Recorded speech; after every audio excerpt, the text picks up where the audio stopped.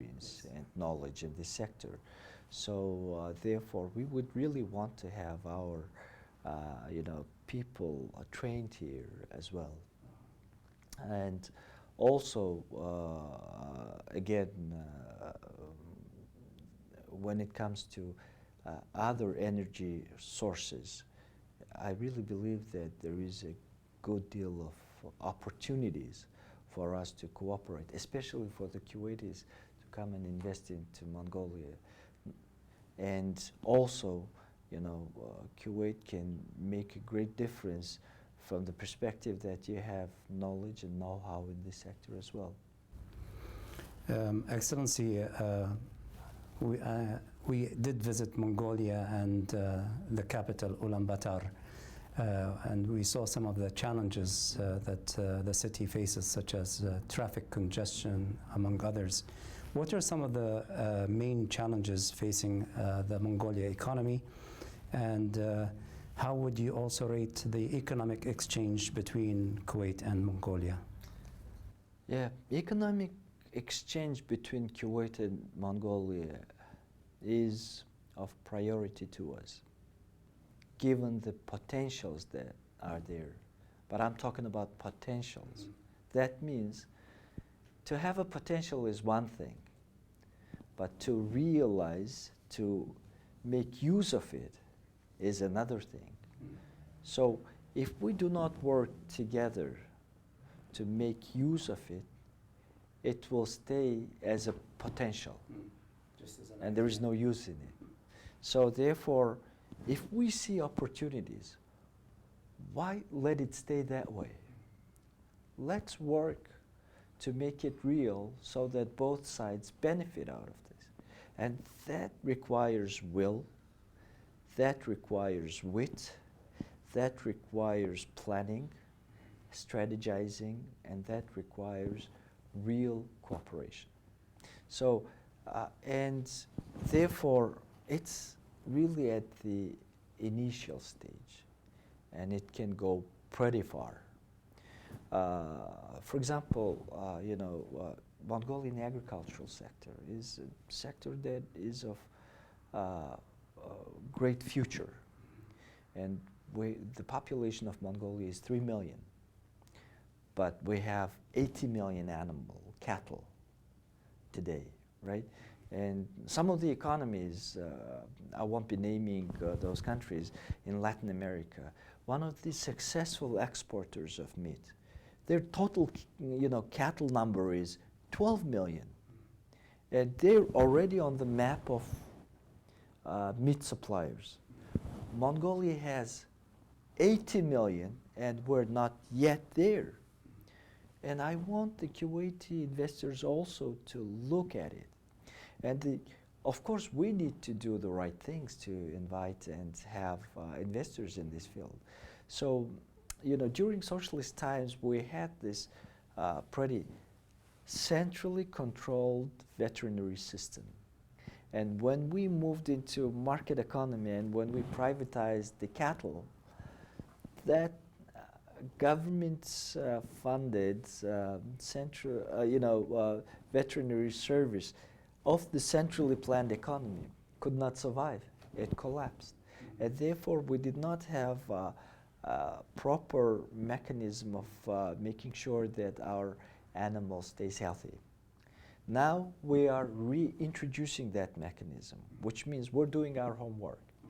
And with that, when we have a better system of securing veterinary services, then the exportability of Mongolian agriculture and cattle products will be improved and significantly improved. At that time, that potential could be used successfully. And I think Kuwaiti investors also could look at that. In other words, we have become pretty successful mining commodities exporter. And that really drove Mongolian economy to a boom-bust cycle. But when we had boom, we really had boom time as well. Back in 2011-12, the GDP growth of Mongolia stood at 17.5%. We were second fastest growing economy after Qatar at one time. And then it really sort of overheated Mongolia. It also overheated our mentality as well. And then we, made some inadequate policy choices, etc. We were not, consistent in terms of our foreign investment policies. As a result, the investments, left Mongolia. There were these times, and then Mongolia slumped our economy. And now it's picking up again, and we're now doing, the GDP growth is standing at 6.3%. And this is according to the data of October this year. Now, by January, we will be having final results of our economic performance, including November and December. And then we're expecting that the GDP will be growing at the rate of 7%. And that is making Mongolia one of the fastest growing economies in Northeast Asia. And Northeast Asia is home to the most successful economies like China, Japan, South Korea, right? They're the drivers of global economy to a certain extent. So therefore, our economy is growing pretty fast. And that is really mining driven. The challenge for us is to make sure that we diversify it and then we attract investment not only to mining, but now to our agriculture, and then to really boost our agricultural exports. That will be creating more jobs, better income for our people, and it will be, profitable for the investors as well. So therefore, again, this diversification will be a very serious challenge for us, and we want to do that. Excellency, you spoke about agriculture and as part of the economy. What about tourism? This is a very important sector also for Mongolia. Would you like to see more Kuwaiti tourists come to Mongolia? Absolutely. Where should they go? What do they expect to see? Yeah, absolutely. Tourism is still in Mongolia is not adequately developed.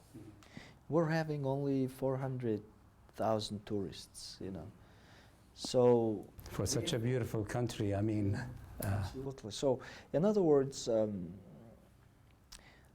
the tourism still at the inchoate stage of its development. A very big room for improvement is there, and we really need to invest more into infrastructure, tourism infrastructure, more into services, more into marketing, and most important thing is, of course, reducing the cost of transportation. Still we have this government monopoly of our major airline carrier, and because it has this monopoly, it's controlling its market and it's very protective, and the prices are pretty high, and we need to, and tourism is very air ticket sensitive, transportation costs sensitive. When you mean as for airlines? Yeah, not only airlines, all means of transportation, but especially airlines. When airfares rise twice, the number of tourists gets reduced 8 times. That is the correlation between airfares and the tourist market. And therefore, we really should be aware of that. And we just passed this new program on modernizing Mongolian air transportation sector and liberalizing Mongolian air transportation market. So gradually, we're really trying to get there. Excellency, we're running a little bit short of time. One more question for you. Kuwait and Mongolia agreed on cooperation in the culture and media sectors, organizing study tours and taking measures to mutually promote cultural traditions.